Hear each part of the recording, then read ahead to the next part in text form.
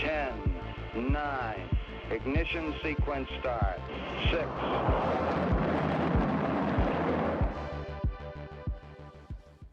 Hello, and welcome to Rocket Fuel, your daily update of everything that's happening in the Rocket Pool community. My name is Wack. Today is November 30th.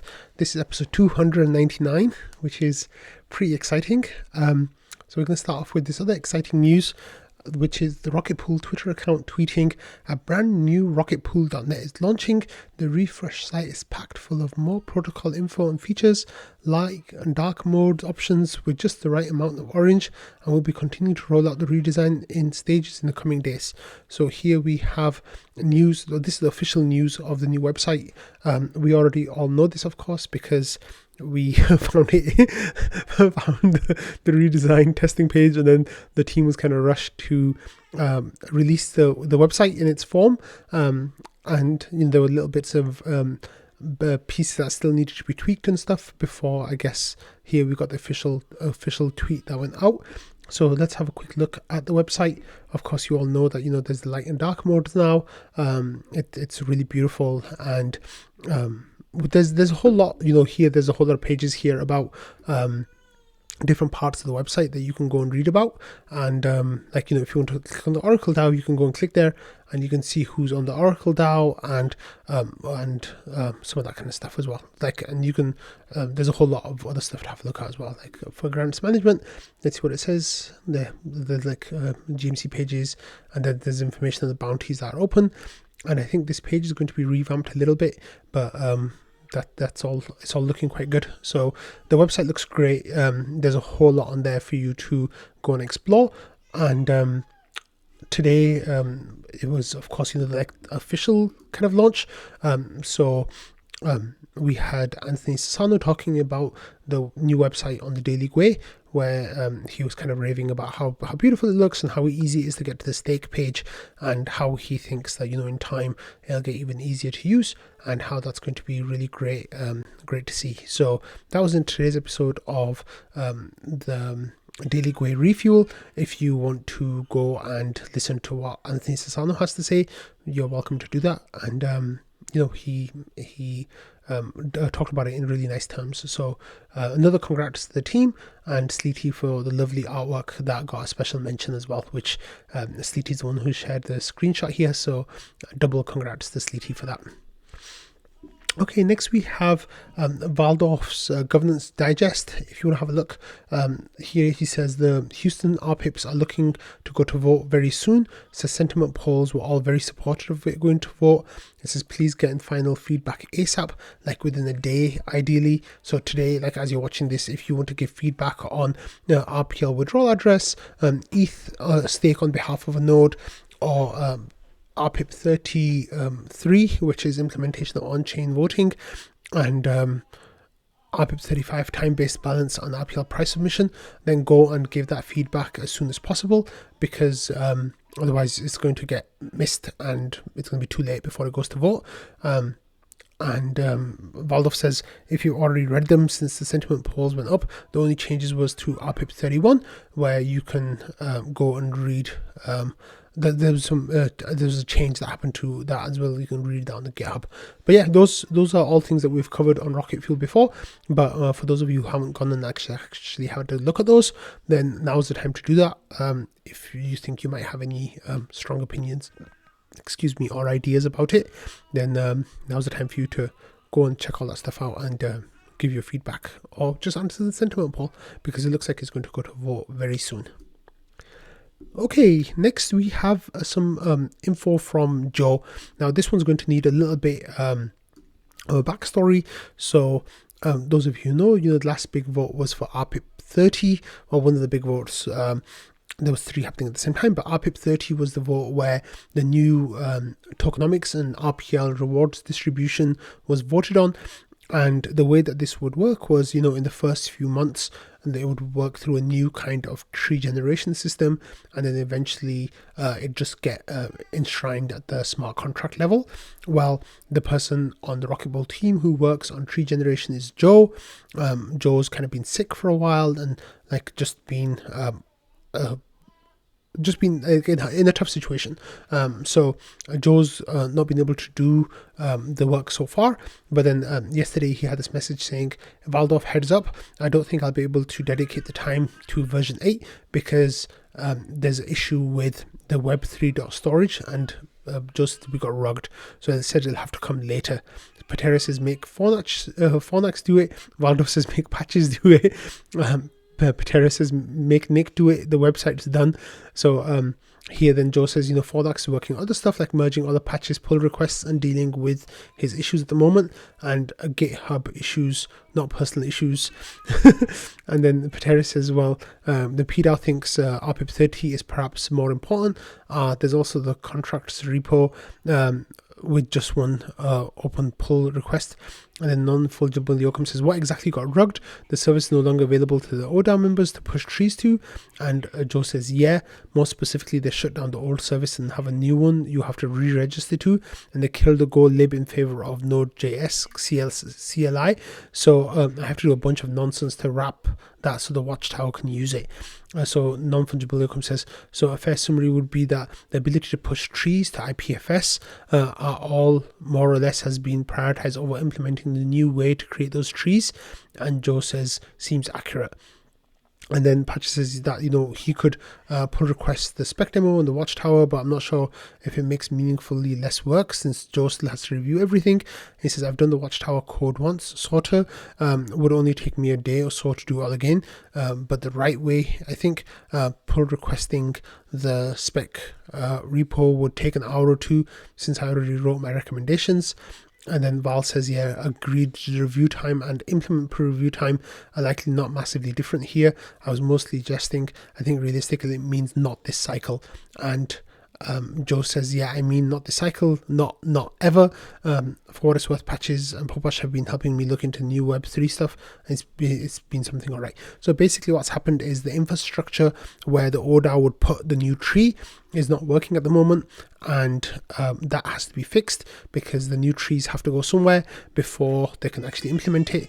So that's kind of what Joe is working on right now, and trying to get that done. But it just means that like the rewards period that's going to come in a few weeks time, that won't be, the new trees won't be ready for that, so it'll likely be the one that comes in January. So those of you who wanted the changes to happen as soon as possible, it seems like you might have to wait a little bit, and then hopefully we'll get that up and running. So just as all the shenanigans are happening right now, every shenanigan, 100% shenanigan uptime. So there's a lot of stuff going on, and it seems like sadly some of the things are outside the control of Joe and others. So once those come back under their control, I'm sure that the tree generation stuff will take very high priority.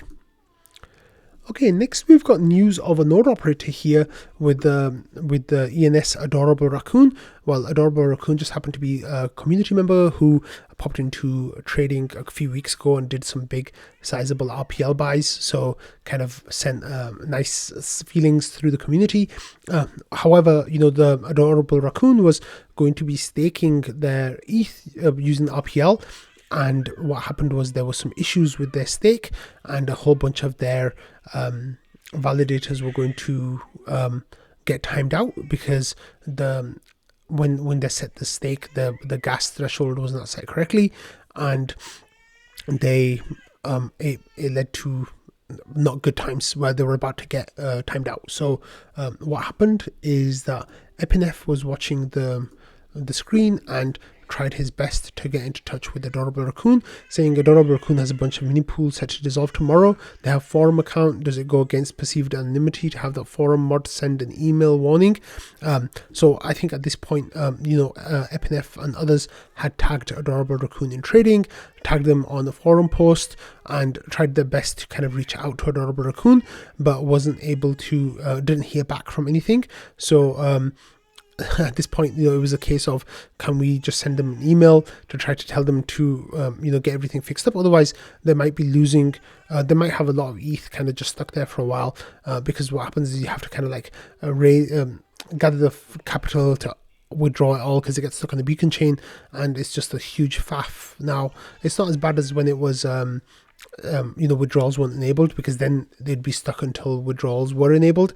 But now it's a little bit annoying. So a whole bunch of people were kind of trying to reach out to Adorable Raccoon, but eventually they turned up, and he says, "Folks, thank you for caring so much about the health of Rocket Pool. I'm honored you're all talking about my node." And then what happened was, Adorable Raccoon said, "I was aware that I set it as low gas, which I set manually with the max fee with the standard smart node. I just overwrote those transitions using the old nonce." So he overwrote the transactions that he had set in place, and they went through. So everything is okay with Adorable Raccoon's node now. So I think one of the things that was really nice from the story is just like, how people are kind of looking out for each other in the community. And even though Adorable Raccoon wasn't around, people were trying to get in touch with them to try to help them get through that. So there were tweets that went out from Jasper, there were notifications on Discord, there was a whole bunch of things going on. So Sneaky says, "We did it," and I said, "Woohoo, mission accomplished." And then we just kind of and Adorable Raccoon said he watches Rocket Fuel out every day, so shout out to Adorable Raccoon. And then Adorable Raccoon ended up doing something really nice, which was, once he got everything done and fixed up, he sent some ETH to Rocket Scan to Pteris, and he also asked Epinef if Epinef would like any an ETH as well, but Epinef politely declined. And then later, Adorable Raccoon ended up buying 2 POAPs for the RPL benefactor to get to try to get to $10,000. So that was really, really lovely little story. That was nice, and I'm glad that people in the community kind of look after each other like that. So that's really cool to see. Okay, next we have this link that Pteris shared yesterday afternoon about a collaborative effort designed for mutual growth and shared benefits with Rocket Pool ecosystem that is definitely not a vampire attack. This is what Pteris says. So if we have a look at what the proposal is, so this is a Diva staking proposal where there was it says start collecting pre-launch TVL and liquidity via an early staker program powered by Sommelier Vaults. So those of you who are following along, you know that Diva have been gathering up ETH and STETH in the vault by Enzyme, and then once the Diva token goes live, that will all be converted into Diva's divETH. Well, the idea here is to set up a liquidity pool between divETH and rETH.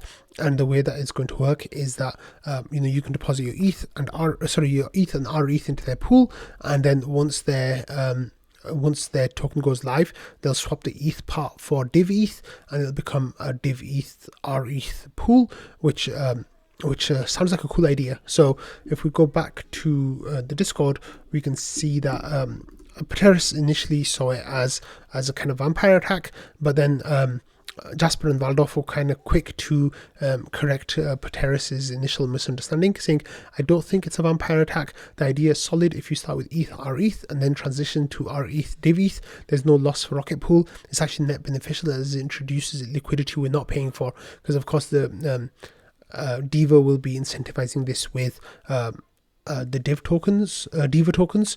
And then Waldorf says, "I agree with Jasper." He says, "Modulo is the way too broad. Swap part of the rETH liquidity if there are opportunities that are highly attractive to depositors or useful to the Diva ecosystem. That does change from no loss of rETH to no loss of rETH unless we decide we want to." And then Miko kind of provided feedback, and then the main bit of feedback that came here was from Jasper, who kind of talked about the rETH WSTETH token that we'd created nearly 2 years ago now, March of 2021, and how that was a kind of vampire attack in that we were trying to get liquidity away from Lido and put it onto rETH. So Jasper, he says, the risks become shared. So if one token goes off peg, it creates an ARB cycle that hurts the other. Since at the time of rETH WSTETH pool was the largest source of liquidity for rETH, the rETH peg was badly damaged when STETH collapsed and after 3AC. However, we also learned that incentives go a long way on such a pool. The tokens appreciate at roughly the same price, so you can increase concentration relative to rETH and ETH or divETH.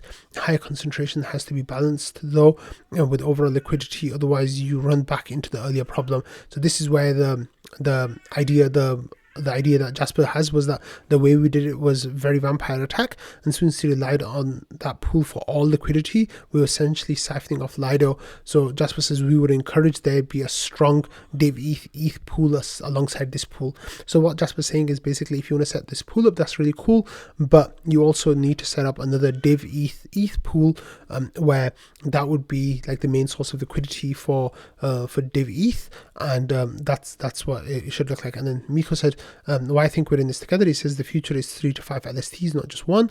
Only solo staking plus rocket pool, and eventually Diva will have fully permissioned node operator sets, as far as I know.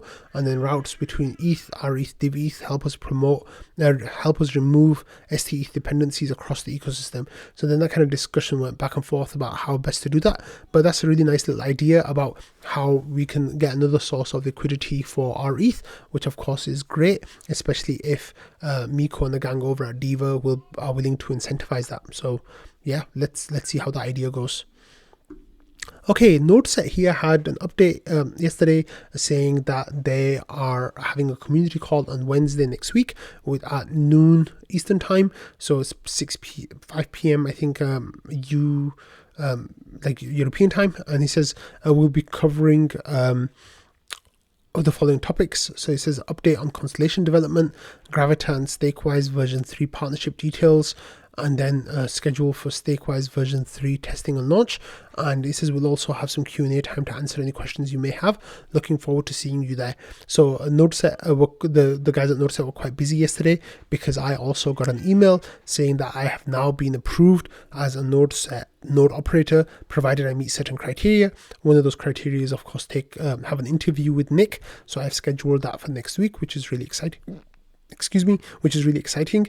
And it seems like they kind of went through the validators who were waiting to. They went through the validators who were waiting to meet the criteria, and then they checked yesterday. So if you got an email as well, congratulations, and hopefully we can all grow together. And I think it'll be really exciting to be a NodeSet node operator. So thanks, Nick, for that, and I'll definitely be listening in on that call next week. Okay, so we had a message here from the RPL benefactor yesterday saying on Friday we celebrate. So of course, tomorrow is the day of the 300th episode, and I gave money to the RPL benefactor with the idea that the community could kind of raise more money, and we'd have the RPL benefactor kind of distribute that across the community on the weekend. Well, and then if we didn't reach the target, then everyone would just get their money back. But the RPL benefactor says on Friday we celebrate. So this happened last night. Let's go and have a look to see what made the RPL benefactor want to start celebrating. And it was the fact that the net worth of the RPL benefactor's wallet reached over $11,000. So that was where we stand, and we hit that $10,000 target, which was wonderful. And the thing that got us over the line was this really lovely so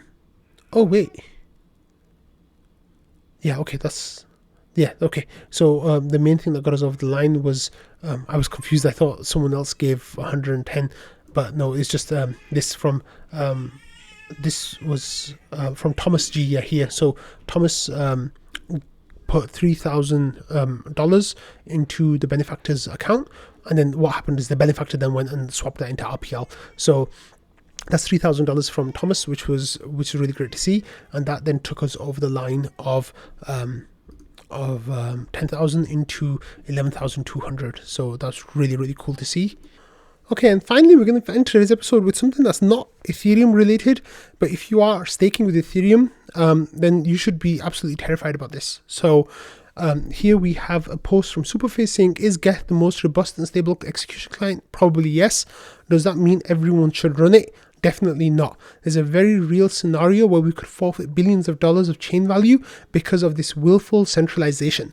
Now, this is a thing that, in the Rocket Pool community, we've heard it many times before. And please don't use Geth. If there's a bug with Geth, bad things could happen because it's a supermajority execution client. That means 80% of stake is on gETH, and if there's a bug in gETH, then gETH will finalize with that bug, and then really bad things would happen where we would have to do some kind of social hard fork to undo that, or I don't even know what the consequence of that would be. It would be really, really bad. So why are we talking about this now? Well, as some of you know, the Binance chain, BNB chain, is a fork of Ethereum, and they have the BNB gETH.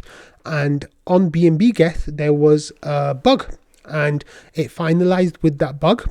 And there was an Aragon BNB chain, and that was not able to get the correct information from the canonical chain because the canonical chain had a bug in it, and that was not being recognized. So the whole chain was having huge issues. So here Buddha says a preview of the potential impact on Ethereum if a major staking services such as Coinbase, Lido, or Kraken don't switch their execution client from Go Ethereum, which is gETH, to Nethermind, rETH, or Aragon, or Bisu, which Buddha didn't mention in this post. But basically, since yesterday, I think, or since this morning, the people at Binance have been kind of playing hot potato with how to fix this issue. So they were going to do an emergency hard fork, which was going to take place tomorrow, but now, on the 1st of December, which is that's tomorrow, yeah. And then they're saying, actually, no, wait, don't fork just yet. Let's figure out what to do. So there's really, really bad things happening. And yeah, here, from Miko, there's a post saying there's a high probability that BNB Smart Chain introduced a bug that caused persistent state damage. Aragon has not been able to sync to the chain for about a week now. So this happened for a week, but the BNB chain has been carrying on with that error in there, and that's the issue that they're having right now. So this will just give you an idea of what could happen on Ethereum if if there's a bug in the gETH execution client, and hopefully there won't be. We don't want this to happen. Of course we don't want this to happen, but there's a possibility it can happen. So if you are using gETH, just think about that for a minute, because you might end up in a position where something really, really bad happens. So please get off gETH, get onto Bisu, get onto Nethermind. I don't know if the Smart Node stack is currently supporting rETH or Aragon. I don't think it is, but Nethermind and Bisu are both fine clients. I use Bisu myself, and I'm not having any issues with it, and I'm fairly sure that you won't either. So go to Nethermind, go to Bisu. They're great products, and let's gETH is great too. Let's not be mistaken. gETH is a great client, and there's a reason why everyone wants to use it. Is because they have this idea that it's the most stable client. Well, just because you have this idea that it might be the most stable client doesn't mean that it will be good for you in the long run. So please keep that in mind. Anyway, I'm going to end today's episode on that note. Tomorrow is the 300th episode of Rocket Fuel. It's taken me just under a year and a half to get to this point, which is really great. Of course, that there will be the celebration starting with RPL Benefactor at some point tomorrow. I'm not sure exactly what that's going to look like. I told everyone that I'm just leaving it up to the benefactor to figure out what they want to do, and I'm sure we'll see the fruits of that in the days to come. So thank you all for watching, listening, and being part of the Rocket Fuel community, and see you tomorrow. Bye.